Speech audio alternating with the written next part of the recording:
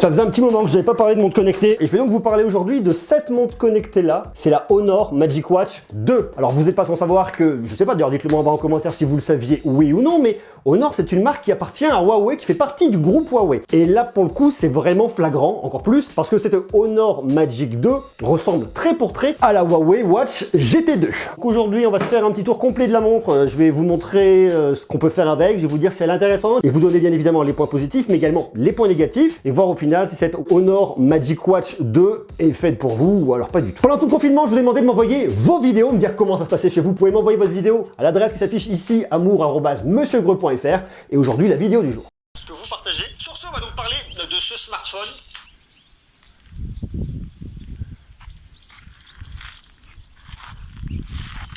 Coucou à Monsieur Greux depuis les confins de la Côte d'Ivoire en Afrique de l'Ouest. Merci pour cette chaîne, ça fait vraiment plaisir je veux dire faire plaisir, non mais je dirais plutôt que c'est très agréable de suivre. J'aime bien la façon dont les retours sont faits sur les nouveaux produits et tout. Voilà, donc là c'est pas ce à quoi ressemble l'Afrique, particulièrement la ville d'Abidjan. Je me suis juste isolé en brousse, histoire de m'oxygéner un peu par ces temps de Covid. On profite des derniers instants de liberté, voilà quoi.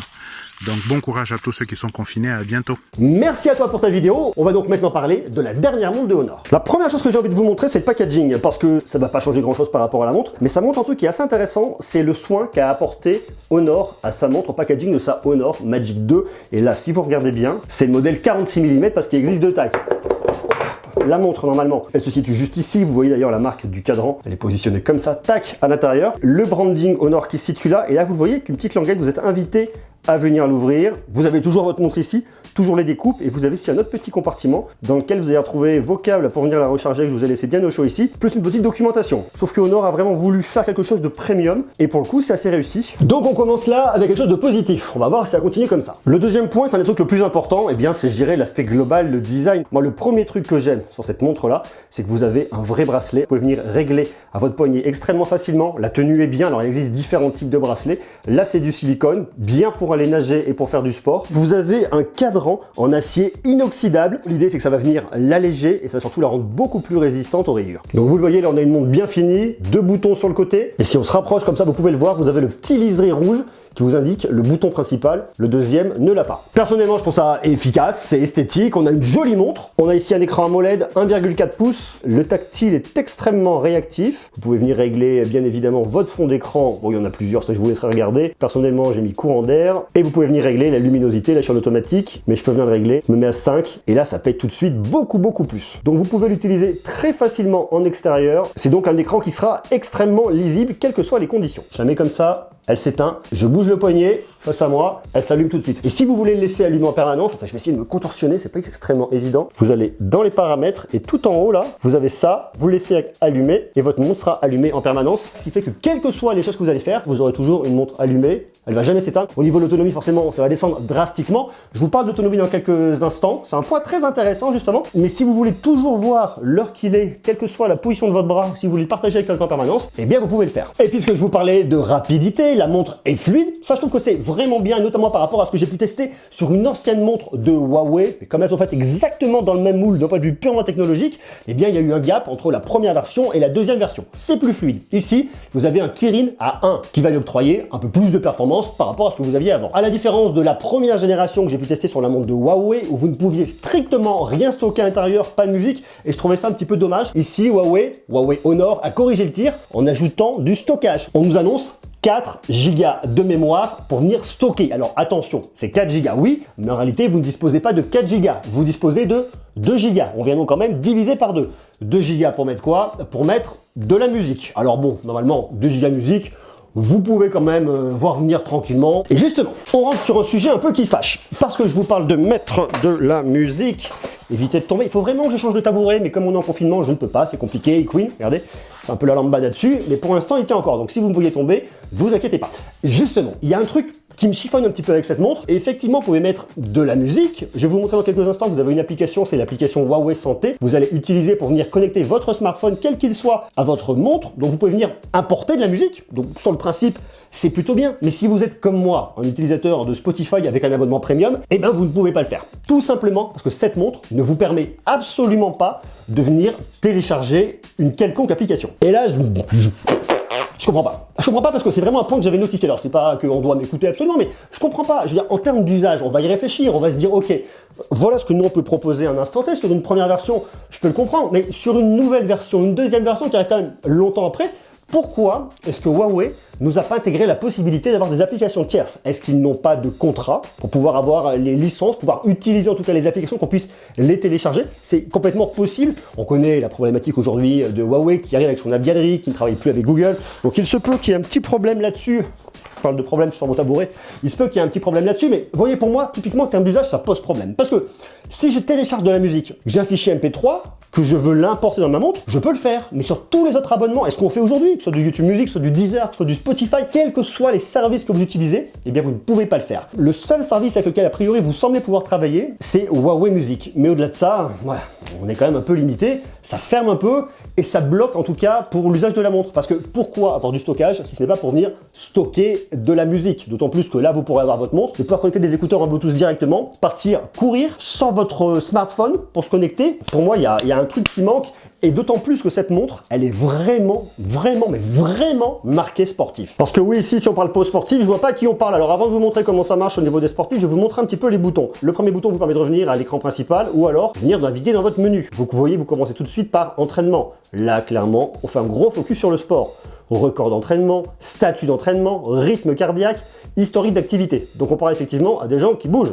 Une fois qu'ils ont bougé, ils doivent se reposer. Et pour voir s'ils vont bien, on peut gérer aussi le stress et faire des exercices respiratoires. Donc là, on est dans tout ce qui est activité physique. Ensuite, journal d'appel, des contacts, la fameuse musique dont je vous parlais tout à l'heure, le baromètre, si vous allez marcher en montagne, vous voulez savoir à quelle altitude vous vous situez, votre boussole, pour venir vous repérer lors des grandes séances extérieures, notification, la météo pour savoir s'il fait beau lorsque vous allez courir, le chronomètre pour compter votre score, le minuteur pour venir avoir un petit compte à rebours, une alarme pour vous dire je me réveille le matin pour aller faire du sport, ou alors pour vous dire allez stop, partir courir, et une lampe torche pour chercher quelque chose lorsqu'il y a un peu plus d'obscurité. Détecter le téléphone, puis les paramètres. Donc vous voyez ici, on est quand même extrêmement orienté sport. Mis à part vous donner l'heure, vous donner votre rythme cardiaque et pouvoir écouter un peu de musique, mais bon c'est pas extrêmement simple, eh bien vous n'avez pas beaucoup d'usage que vous allez avoir avec cette montre, et pour une montre connectée, je trouve ça un peu dommage. Donc c'est un vrai compagnon pour les sportifs, mais au-delà de ça, bon, et encore je vous ai pas tout montré. Ça c'est le premier bouton. Le deuxième bouton, c'est un espèce de raccourci, vous allez venir attribuer une application. Ici par exemple, eh bien par défaut, c'est l'application d'entraînement. Bah tiens, puisqu'on est là, je vais vous montrer. Vous avez de la course guidée avec 13 cours. Marche, course basique, course intermédiaire, course légère, course brûlage de graisse basique, brûlage de graisse basique encore. Vous voyez, vous avez des leçons avec différents niveaux. Donc ça, c'est quand même plutôt bien pour les personnes qui veulent vraiment se fixer des objectifs. Course en extérieur. J'ai mon petit GPS, parce que oui, effectivement, il y a un GPS à l'intérieur, donc ça, c'est vachement bien. Course à l'intérieur, sur un petit tapis. Appuyez sur le bouton du bas. Tac, j'appuie sur le bouton du bas.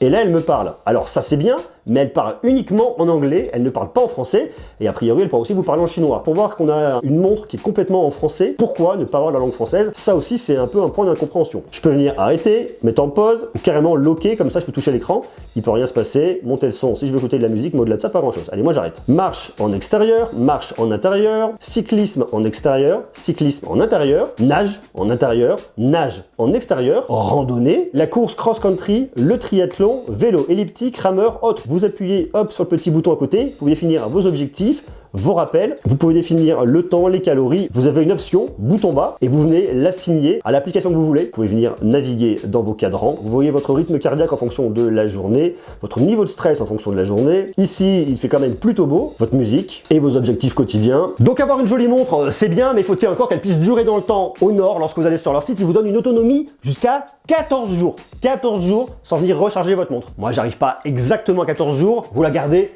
une semaine, une bonne semaine en fonction de vos besoins. Si vous êtes tout le temps en extérieur avec le GPS, si vous écoutez beaucoup de musique, l'autonomie va baisser. Mais ce qu'il faut compter à peu près en moyenne là-dessus, c'est une semaine, vous ne vous posez pas la question. Et ça, c'est souvent un des points négatifs, quelque chose que je vais venir reprocher aux montres, c'est qu'il faut la recharger tous les jours. tous les 2 jours. Il y a certaines montres qui cherchent vraiment à améliorer ça en proposant des options que vous allez pouvoir venir cocher, décocher.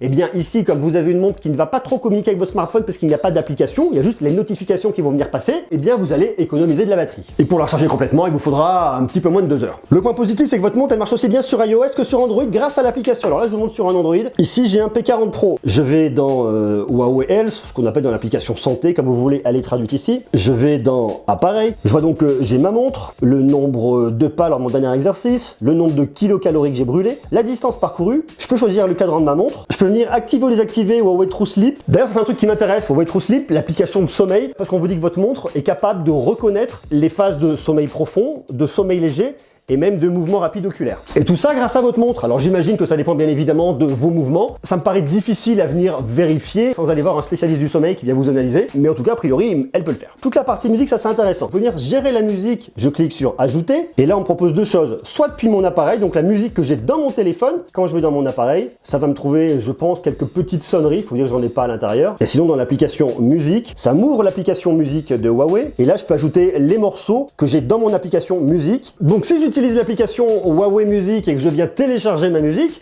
eh bien je pourrais l'avoir, mais une fois de plus, c'est uniquement Huawei Music et on est un peu bloqué puisque les utilisateurs des autres applications de musique, eh bien, ne pourront pas l'avoir. Et ça, c'est dommage.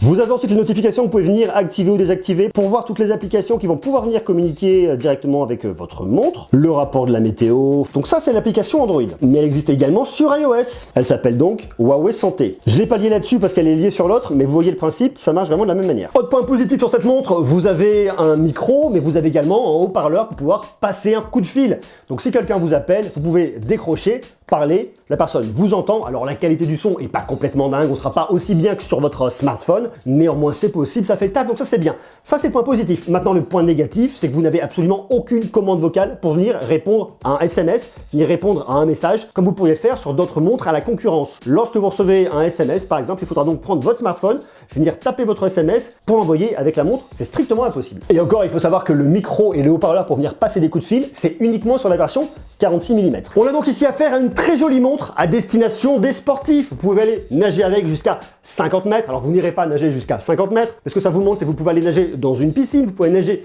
dans la mer, vous pouvez vous laver les mains pour aller vous doucher avec. Et c'est une montre que vous trouvez au tarif de base, elle coûtait 199,90 €. Vous pouvez la trouver en ce moment à 169,90 € pour vous donner une vision globale de ce produit. Je trouve que c'est vraiment une jolie montre. C'est une belle progression de la part de Honor Huawei, mais on bute encore sur un truc, on bute vraiment sur cette partie musique, je bute vraiment sur le fait de ne pas avoir d'application que je puisse venir importer dedans. Pareil, sur la partie entraînement, vous avez beau avoir des textes écrits en français, la voix sera en anglais, et c'est dommage, il manque encore un truc. Il faut vraiment que Honor, Huawei avance, aille plus loin pour que leur montre puisse vraiment séduire un plus large public, pour que je puisse venir vous la conseiller au-delà des usages que je vous montre tout de suite. Si vous êtes sportif, que la musique, c'est pas votre truc et que les applications vous en fichez, vous voulez vraiment une montre que pour le sport, c'est une très bonne montre et surtout ce qui est vraiment bien, c'est l'autonomie. L'écran est très cool, l'autonomie est très bonne. Si vous oubliez toute la partie applicative et toute la partie musique, vous pouvez y aller. Donc, au contraire, je vous la conseille pas. Voilà pour le test de cette montre. Dites-moi ce que vous en pensez, vous, en bas en commentaire, comment vous la trouvez, cette Honor Magic Watch 2. Sur ce, je vous embrasse, je vous donne rendez-vous dès demain.